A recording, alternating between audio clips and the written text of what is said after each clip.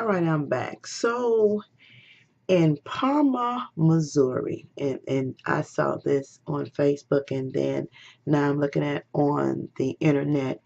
It says resident says racism accusations don't tell full story of cops who quit after town elected its first black mayor. And in the interview, the previous mayor said that she should have reached out to them. Now they haven't um, resigned the right way by putting their paperwork stating that they resigned and the reason for their resignations. And the previous mayor said she should have reached out to the cops that had two full-time and two part-time police officers, only a total population of 700. And the reporter asked, well, how long has she been in? For a week. And so he asked, did you think that was enough time? And the previous mayor said, yes. Let me say this.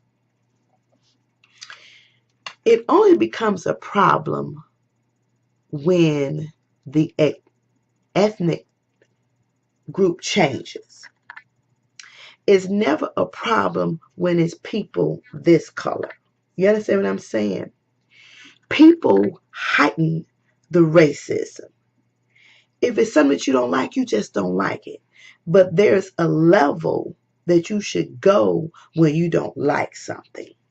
I think it's sad that when we talk about a country that is diverse, and it's pretend it is.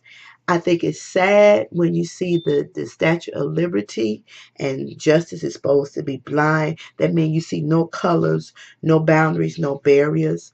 But you got a black president, it's an issue. You got this woman, she's a female, and she's the first black mayor of Parma, Missouri, and that's an issue. So it kind of sends a mixed message, one that don't make sense and one that you really can't validate. Because I've said this in other videos, if you cut anybody, black, brown, white, the color of the blood is red. We make things more than what they should be. That woman deserved a fair chance. She ran her race, and she won it. So why would you lie?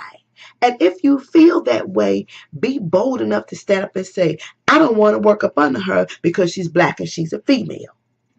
See, the line is what's hanging, folks, and it's catching you up because your actions show different. It is outright, downright racism. Bottom line, you can't justify that. You can't clean it up. You can't clear it up because that's what it is.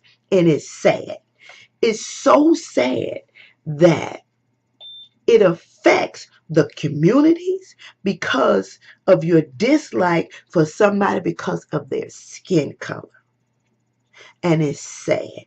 You are sad individual. You are sad people when you decide to remove yourself from a job and then say, well, you had two jobs and you want to do your other job, but you don't do the proper documentation to follow through. And then you don't give nobody the opportunity. You just feel like, okay, she black, and then you want to use the excuse, I work with black people before. Use a lie.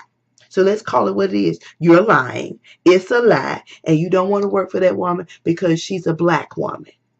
And you want to have no part. But let me say this. She's a woman. When she get that city up and running, then you keep it running the other direction. Now that's what she should tell y'all. But she's being cordial and she's being kind with addressing the issue. But it's unfair to judge somebody on the skin color. It really is. And I'm sick of this.